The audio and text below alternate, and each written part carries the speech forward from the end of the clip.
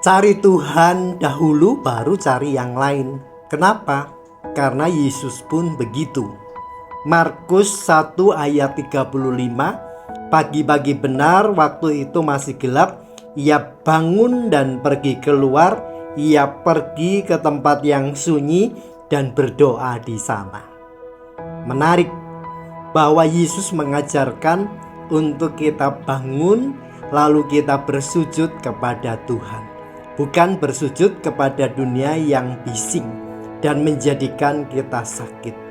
Maka sebelum melakukan aktivitas apapun, isi hidupmu dengan BBM Tuhan. Datanglah kepada Tuhan supaya engkau mendapatkan kekuatan baru, pengharapan baru, dan menghasilkan sesuatu yang betul-betul baru